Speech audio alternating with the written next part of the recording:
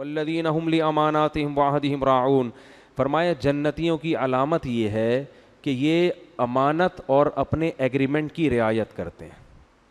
ان کے پاس کوئی امانت ہو اس میں خیانت نہیں. آپ کسی کو اپنی گاڑی چلانے کے لیے دے دیں, اب کہا جاتا ہے اس کو کہ اپنی سمجھ کے چلانا, ورنہ وہ ریڑ لگاتا ہے کہ نہیں لگاتا.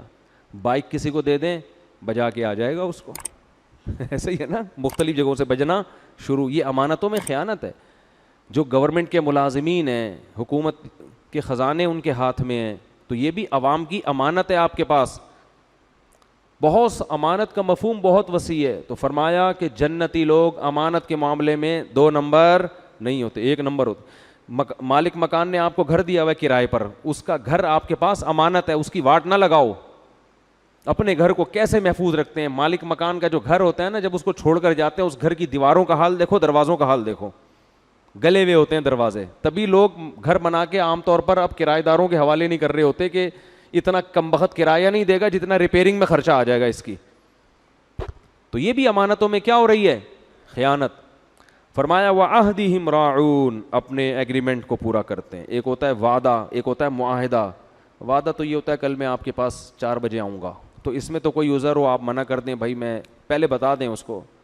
لیکن ایک ہوتا ہے ایگریمنٹ. ایگریمنٹ ہوتا ہے دونوں طرف سے, جیسے خرید و فروخت کے ایگریمنٹ ہوتے ہیں.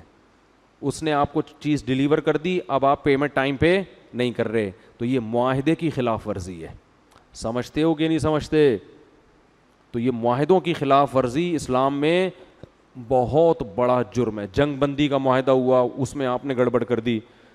تو معاہدہ دونوں طرف سے ہوتا ہے. اللہ فرماتے ہیں والذین هم علی صلواتہم یحافظون. نماز کا ذکر 2 دفعہ کیا. پہلا یہ کہ نمازوں میں خشوع پیدا کرتے ہیں, دوسرا یہ کہ نمازوں کی حفاظت بہت ضروری ہے. نماز پڑھتے نہیں ہیں, محافظت, کیونکہ جو نمازی ہوتا ہے نا ہر وقت اس کو فکر لگی ہوتی ہے کون سی نماز کا ٹائم ہو گیا ہے اور کون سی نماز کا ٹائم ہونے والا ہے. سفر میں, حضر میں, میدان جنگ میں بھی اس کو فکر لگی رہتی ہے. تو اس لیے اللہ فرماتے ہیں یہ لوگ نمازوں کی حفاظت کرتے ہیں. تو جو یہ کریں گے اولئک هم الوارثون, یہ لوگ اصل میں وارث ہیں. الذین یرثون الفردوس, جو جنت الفردوس کے وارث ہیں. ہم فیہا خالدون, اس میں ہمیشہ ہمیشہ رہیں گے.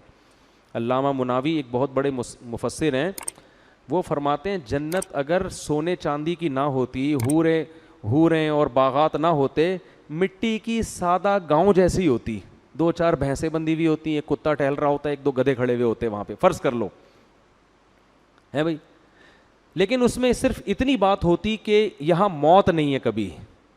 تو فرمایا اس دنیا کے 1000 گز کے بنگلوں سے پھر بھی وہ بہتر تھی. اگر آپ کو ابھی کوئی کہے کہ تمہیں میں چیچا وطنی کے کسی گاؤں میں لے جا کے چھوڑ دیتا ہوں ڈیفنس کے بنگلے سے نکال کے, آپ کبھی بھی ایگری؟ چیچا وطنی میں بھی لوگ بیان سنتے ہیں, چیچا وطنی تو سنا بڑا اچھا شہر ہے. کوئی اور بول لو, کوئی بھی گاؤں. ایک دفعہ میں نے ایسے بول دیا چیچا وطنی سے فون آ گیا, بھائی چیچا وطنی کیوں بدنام کر رہے ہو مفتی صاحب چیچا وطنی کو, ہیں؟ نہیں مچھر کالونی تو ایک سی VIP جگہ ہے. نہیں بھائی, لیاری والوں سے تو پنگا لے ہی نہیں سکتا آدمی. صحیح ہے نا.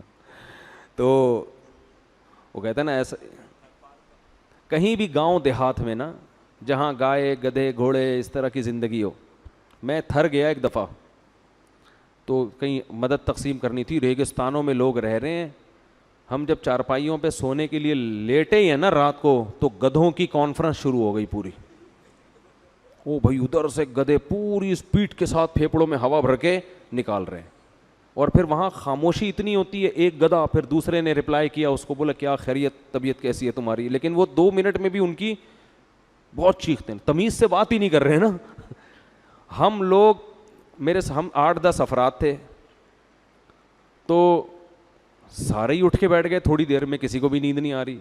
اور پھر ہم سب کو ہنسی آ گئی کہ یار ان گدھوں کو دیکھو. گدھے سے یاد آیا, بلوچستان کا سفر تھا تو کچھ گدھے 8-10 گدھے اکٹھے کھڑے ہوئے تھے. ہمارے ایک دوست بھی وہیں کھڑے ہوئے تھے, تو میں نے ویسے ہی بولا, میں نے کہا یار یہ گدھا اتنا محنتی جانور ہے, اس بیچارے کو گدھا کیوں کہتے ہیں, یعنی حماقت میں اس کو کیوں مشہور کیا ہوا ہے, یہ اتنا وفادار, اتنا محنتی, اور پھر بھی بدنام. اللہ نے دکھانا تھا مجھے.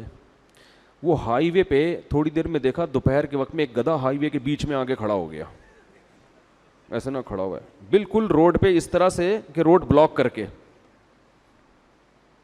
اب ادھر سے اسپیڈ میں گاڑیاں آ رہی ہیں, وہ بریکیں لگا رہی ہیں نا, ٹکر نہ ہو جائے, ایک ٹینشن میں ڈالا ہوا ہے. تو ہمارے دوست نے کہا دیکھو ادھر بھی کھلا میدان تا حد نگاہ, سڑک کے اس طرف بھی تا حد نگاہ کھلا میدان, اور یہ پھر بھی اس کو کہیں اور جگہ نہیں ملی کھڑے ہونے کے لیے. سستانے کے لیے جگہ کہاں ملی ہے اس کو؟ یہ بھی نہیں دیکھ رہا کہ ابے تھوڑا سا دائیں بائیں ہو جائے, ایک قدم یوں ہو جائے, بیچ میں آ کے نا روڈ پہ کھڑا ہوا ہے ایسے, اور مراقبے میں گیا ہوا ہے. تو میں نے کہا اللہ نے مجھے دکھانا تھا کہ گدھے کو گدھا کیوں, واقعی یہ گدھے پہ ہی سوٹ کرتی ہے یہ چیزیں. تو خیر کہاں سے کہاں بات چلی گئی بھائی. ہاں تو میں عرض کر رہا تھا کوئی ٹوٹا پھوٹا گاؤں ہو, دیہات ہو, وہ آ بھی گئے جن کے ساتھ ہم بلوچستان جا رہے تھے. یہ دیکھو کمال, اتفاق ہے یا نہیں ہے, انہی کے ساتھ ہم بلوچستان گئے تھے اور گدھا بیچ میں کھڑا ہوا تھا اور یہی آ گئے. ٹھیک ہے. تو اللہ تعالیٰ نے کیا بات کر رہا تھا میں, تو گاؤں دیہات میں آپ ہو, مٹی کے گھروندے ہوں, لیکن وہاں ایک بات ہو کہ کوئی فرشتہ آپ سے آ کے کہہ دے کہ یہاں آپ نے ہمیشہ رہنا ہے, آپ پر موت نہیں آئے گی, تو انسان ڈیفینس کے بنگلوں کو چھوڑ کر وہاں چلا جائے, ساری دنیا آ جائے گی وہاں.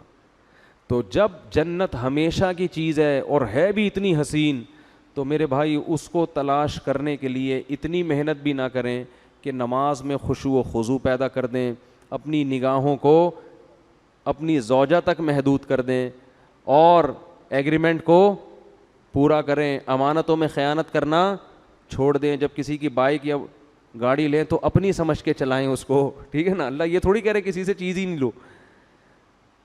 تو یہ اگر تھوڑا سا ہم کام کر لیں تو میرا خیال ہے یہ کوئی مہنگا سودا نہیں ہے.